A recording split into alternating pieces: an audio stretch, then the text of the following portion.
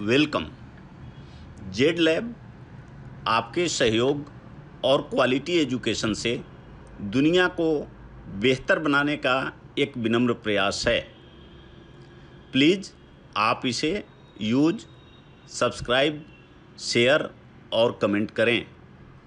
आपका फीडबैक इसे अधिक उपयोगी बनाने में मदद करेगा।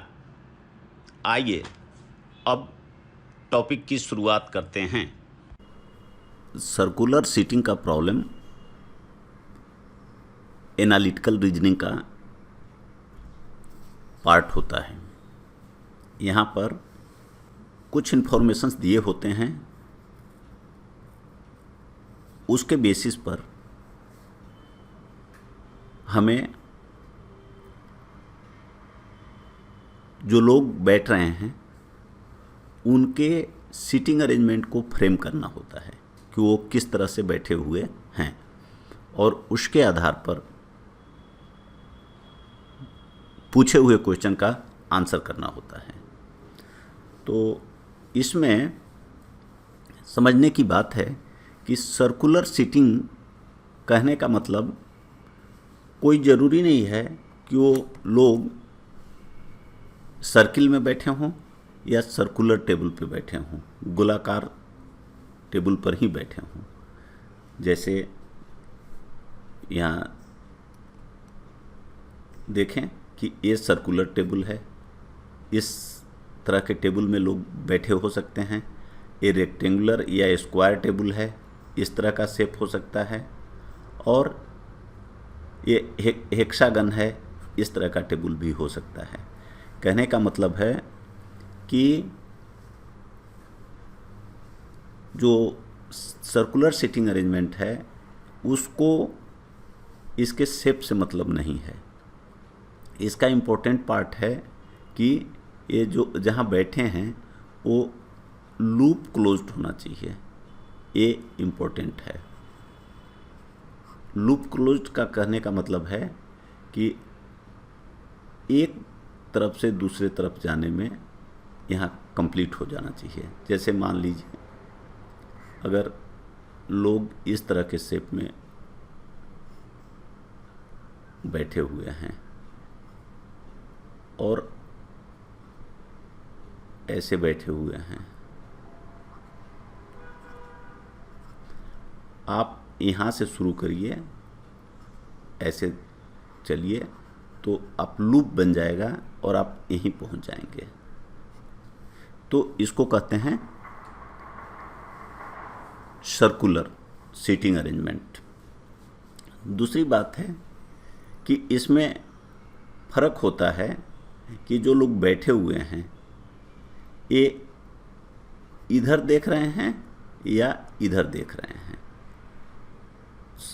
इधर देख रहे हैं तो जब तक कुछ नहीं कहा गया है आपको ये मान के चलना है कि सभी लोग इस सेंटर की तरफ देख रहे हैं। बी यहाँ देख रहा है, यहाँ सभी लोग फेस को अंदर की ओर करके बैठे हुए हैं।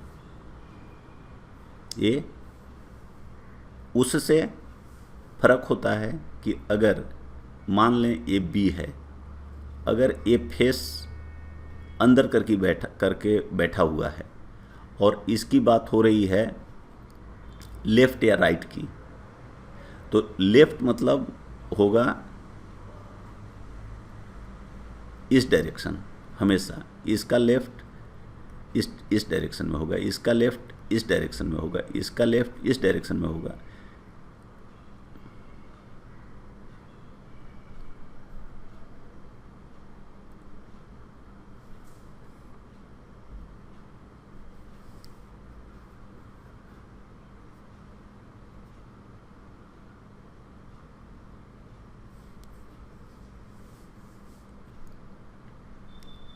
कहने का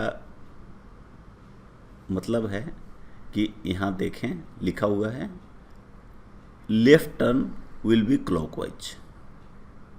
अगर कहता है कि कोई लेफ्ट में जा रहा है तो क्लॉकवाइज में देखना है, राइट में एंटी क्लॉकवाइज। और ये लिखा हुआ है, ये कब होगा, जब all persons facing towards centre, जब सभी लोग सेंटर की तरफ देख रहे हैं। तो किसी से कहें कि वो एफ से लेफ्ट में बैठा है, तो ए जो है एफ से क्लॉकवाइज डायरेक्शन में बैठा है, ई एफ से राइट साइड में बैठा है, तो एंटी क्लॉकवाइज डायरेक्शन में बैठा है। और हमेशा इसमें जो प्रॉब्लम्स आएंगे, सर्कुलर अरेंजमेंट है तो इसका कोई एंड नहीं होगा, इसलिए हमारे लिए स्टार्टिंग पॉइंट कहाँ हो, ये कभी कभी असमंजस में लोगों को डालता है, कन्फ्यूजन क्रिएट करता है, अगर उनके दिमाग में कोई सेट पैटर्न नहीं है। तो जब भी इस तरह का प्रॉब्लम करें, सबसे पहले जो दिया हुआ है फैक्ट्स है, उसके बेसिस पे ये डिसाइड कर लें कि कितने लोग हैं, किस तरह का टेबल है, और स्लॉट मार्क कर लें। जैसे मान लें कहा कि सर्कुलर टेबल है तो सर्कुलर मार्क कर दिया, कहा कि 6 लोग हैं तो 1 2 3 4 5 6 मार्क कर दिया। इसमें एक चीज़ ध्यान रखना है कि अगर जो लोग बैठे हुए हैं उनका नंबर इवन होगा, सम नंबर होगा, तो लोग एक दूसरे के अपोजिट बैठना, कौन किसके सामने बैठा हुआ है, इस तरह का क्वेश्चन पूछने पे आंसर देना संभव होगा। लेकिन अगर लोगों की संख्या ऑड है, विषम है, तो ये संभव नहीं होगा कि कौन किसके सामने बैठा हुआ है। तो जैसे मान लें यहाँ 6 है, तो हम कह सकते हैं कि A B C D E F, A D के अपोजिट है, E B के अपोजिट है, F C के अपोजिट है। लेकिन अगर यही एक F न रहे तो इस तरह का नहीं हो पाएगा। नेक्स्ट थिंग है कि कुछ टर्म्स अगर कहे कि A and B are farthest, farthest मतलब होता है सबसे दूर पॉसिबल दूरी, A और B, A and B are farthest, या A and B are opposite to each other.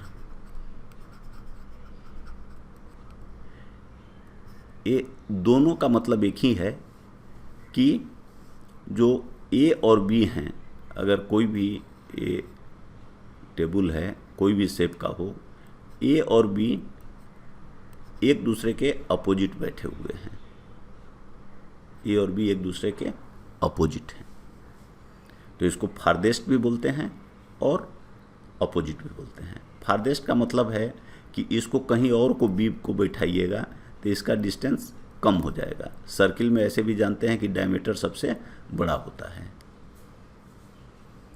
दूसरी बात होती है स्टार्टिंग पॉइंट। जब भी इस तरह का क्वेश्चन आए तो अगर दिया हुआ है कि P, मान लीजिए दिया हुआ है P is left of R, या लिखा रहेगा M is right of N,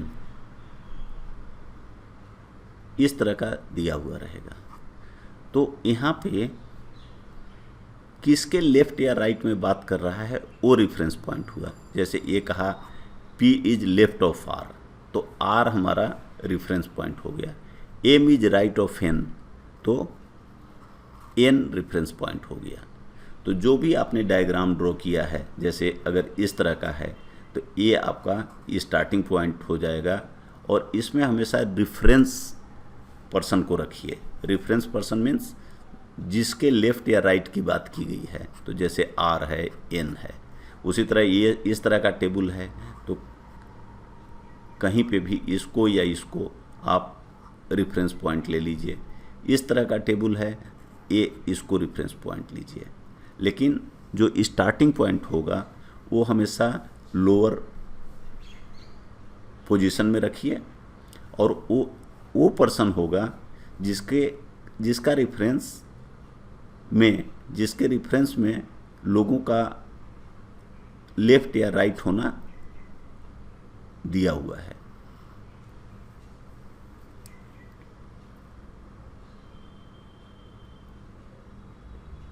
अब हम लोग कुछ प्रॉब्लम देखते हैं।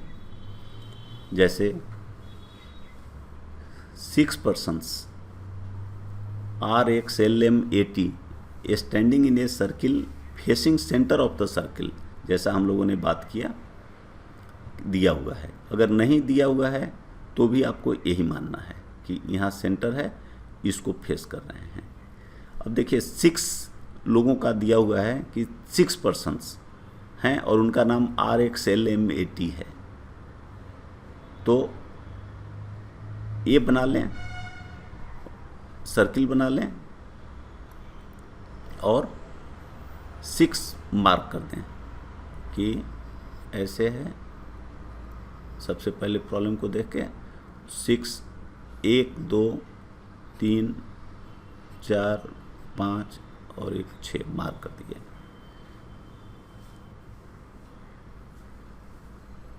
ये हमारा सेंटर है। L is between X and M, कह रहा है कि एल जो है एक्स और एम के बीच में है, लेकिन अभी लेफ्ट राइट नहीं आया है, इसलिए हम नहीं मार्क करेंगे। A is between M and T, X is between R and L, A is standing to the left of M. देखिए यहाँ लिखा हुआ है कि ए जो है वो एम का लेफ्ट में है, तो एम हमारा रेफरेंस पॉइंट हो गया, उसको हम सबसे लोअर में लिख देंगे एम, और ए इसके लेफ्ट में है। एम इधर फेस करके खड़ा है, तो ए इसका लेफ्ट में है। And right of T, T यहाँ है क्योंकि तभी ए इसके राइट में होगा, तो A is standing to the left of M, इस एम का, एंड राइट ऑफ टी। यहाँ से भी स्टार्ट कर सकते थे क्योंकि टी का भी रेफरेंस है, तो उससे कोई फर्क नहीं पड़ता, आप एम यहाँ रखिए या टी यहाँ रखिए, तो ए का पोजीशन अकॉर्डिंगली चेंज हो जाता। अब फिर से देखें, यहाँ दिया हुआ है L is between X and M,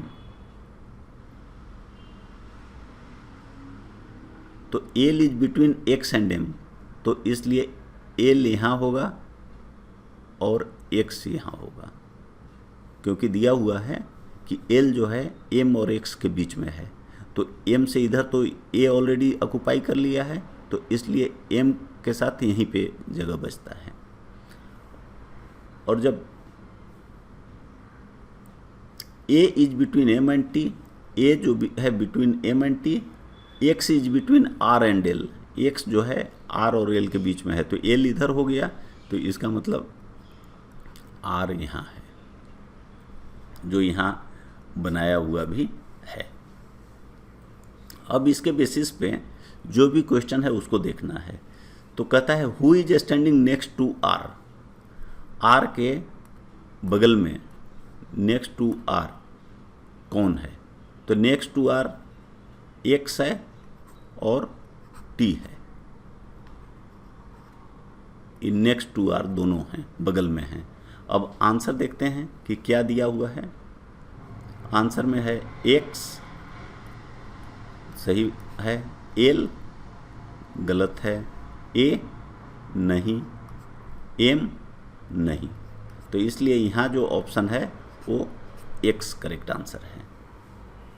otherwise दोनों लोग अगल बगल में हैं, टी और X standing next to are.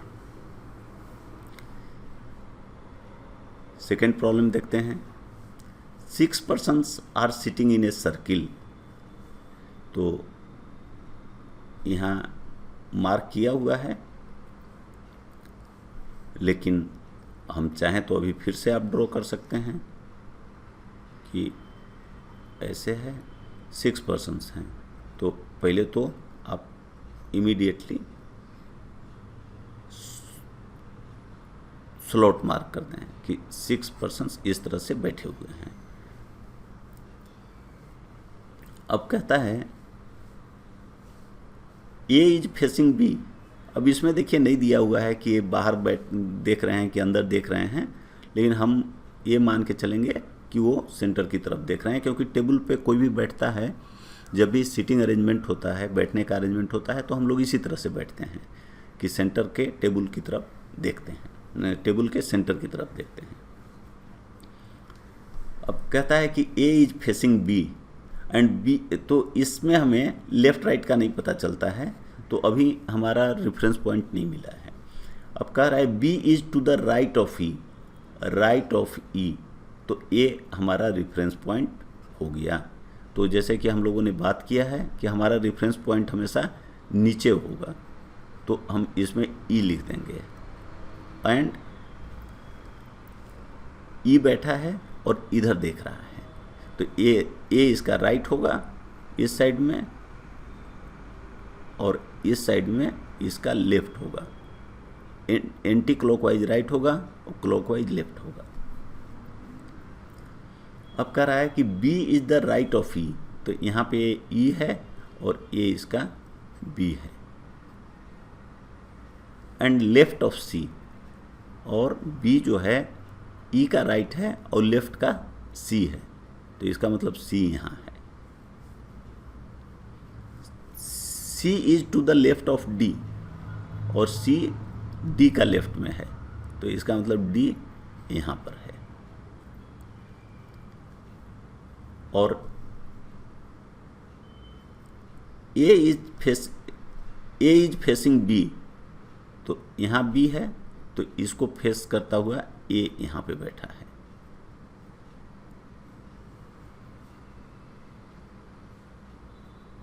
F to the right of F is to the right of A, तो एक जगह देखिए A खाली बच गया है, और ये कहता है कि F A के राइट में है, तो F हो गया यहाँ। अब सभी जगह ऑक्युपाई हो गए। अब क्या कर रहा है, कहता है कि now D exchanges his seat with F। D और F जगह को एक्सचेंज कर ले रहे हैं, मतलब D के जगह पे F आ गया और F के जगह पे D चला गया। तो अब A नहीं रहा अरेंजमेंट, A अरेंजमेंट नहीं रहा। अब यहाँ पर हमको F देखना है और यहाँ पे D देखना है। And E with B, E और B भी अपना जगह चेंज कर लेते हैं, तो इसको E के जगह पे B आ गया और B के जगह E चला गया, अपना अपना जगह अदला बदली कर लिए, एक्सचेंज कर लिए। Who will be sitting to the left of D, तो अब कह रहा है कि D का लेफ्ट में कौन होगा, तो आप देखिए D का फाइनल पोजीशन A है और D इधर देख रहा है, तो इसका लेफ्ट में A होगा। ऐसे भी हम लोग देखे हैं कि क्लॉकवाइज लेफ्ट में होता है और एंटी क्लॉकवाइज राइट में होता है। ये एंटी क्लॉकवाइज राइट में होता है, तो D यहाँ बैठा है, तो D का क्लॉकवाइज या लेफ्ट में A है और राइट में B है। तो who is sitting to the left of D, तो करेक्ट आंसर इज A। अंत में जेड लैब को अधिक उपयोगी बनाने के लिए आपके सुझाव, फीडबैक और कमेंट्स सादर आमंत्रित हैं। धन्यवाद, शुभकामनाएं।